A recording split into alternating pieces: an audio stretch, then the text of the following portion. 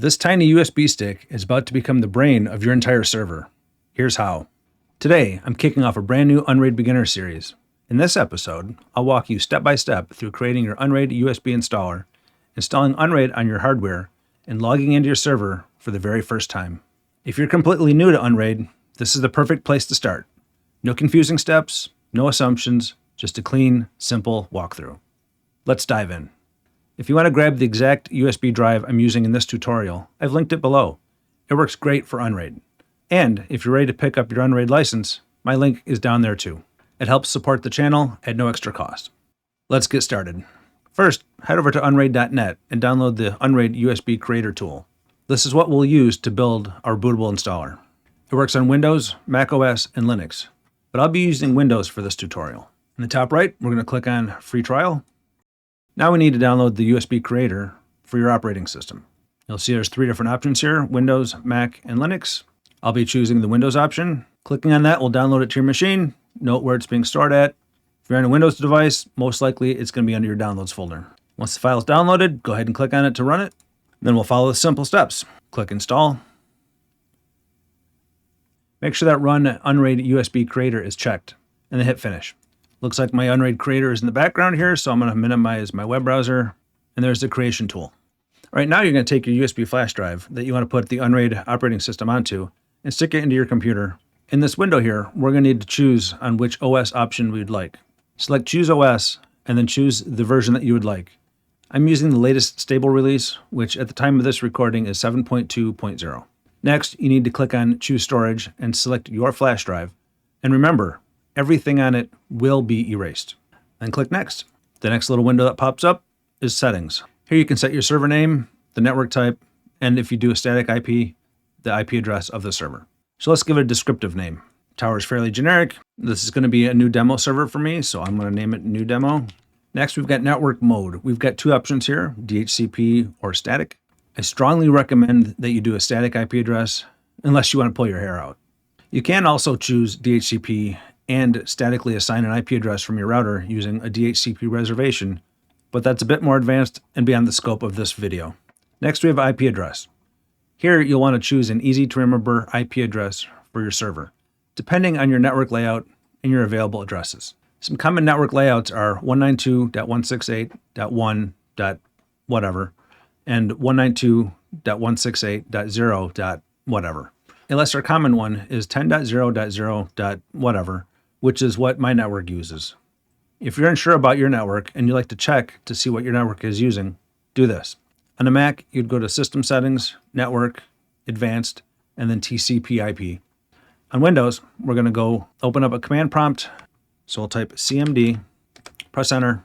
Comes up with your command prompt. Here, we're going to type in IP config and press Enter.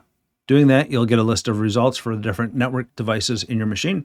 You'll see the top one here is for my Ethernet. Note the IPv4 address, the subnet mask, and the default gateway. The IPv4 is the IP address of the workstation that you're currently on. So the first 3 digits of the IP address here dictate what network type you're on.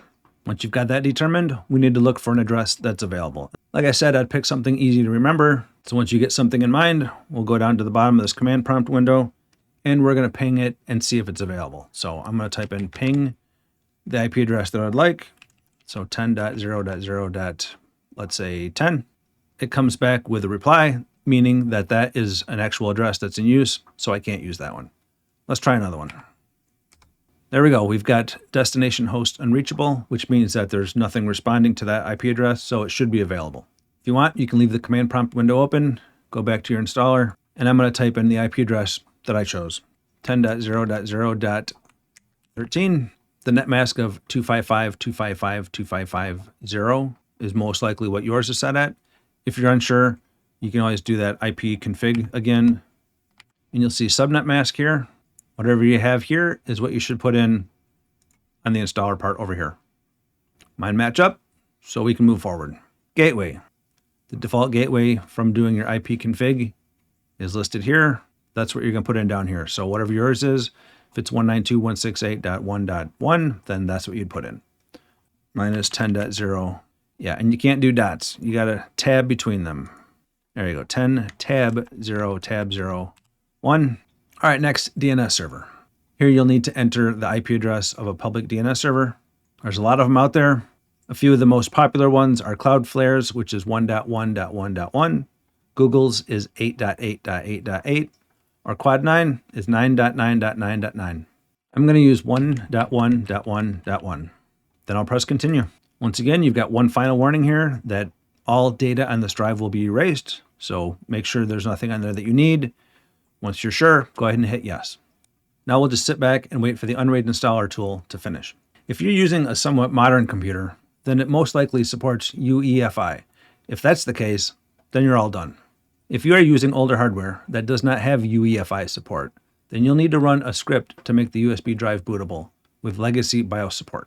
Either way, let's click continue, and then we'll close the window. If you are on older hardware and need to run that script, let me show you how to do that. Here I've opened up the Explorer window for the USB installer that we just created. I'm going to scroll down. You'll see three options here. Make bootable.bat, that's for Windows. Make bootable_Linux, that's for Linux machines. And then make bootable_Mac, that's for Mac OS. Whichever one you need.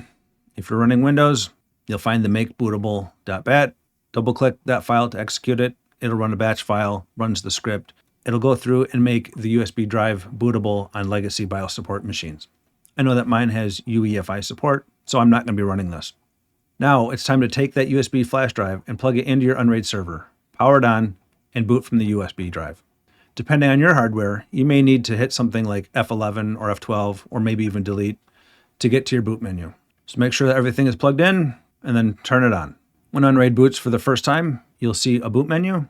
Just leave it on the default option, and let it do its thing. Unraid will load into memory. That's one of the cool things about it. The OS actually runs from RAM. So if you don't have any hard drives in the server yet, it'll still boot up. If you chose DHCP or forgot the server IP address, once Unraid finishes loading, you'll see the IP address in the lower left of the screen. Once it's booted up, go back to your computer and open your web browser and type in the IP address of the Unraid server. Then press enter. The Welcome to Unraid page should show up.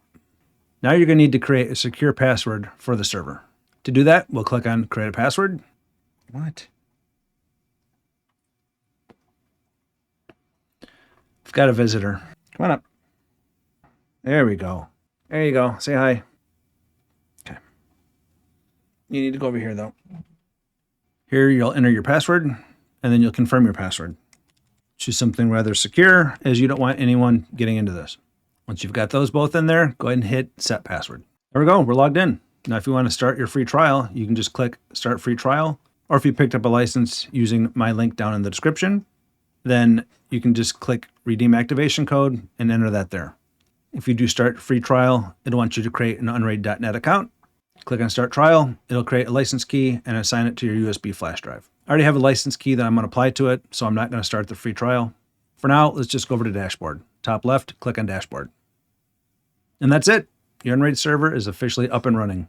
In the next video, I'll walk you through all the basic configuration steps, creating your first user, enabling notifications, choosing your share structure, and preparing your drives. So make sure you're subscribed so you don't miss part 2. Then, come join us on Discord. The link is down in the description. If this helped you out, hit the like button and drop a comment, and I'll see you in the next video. Thanks for watching, and welcome to your new Unraid journey. Ready for part 2? Click right here to start configuring your Unraid server, users, notifications, shares, and more. I'll walk you through it step by step.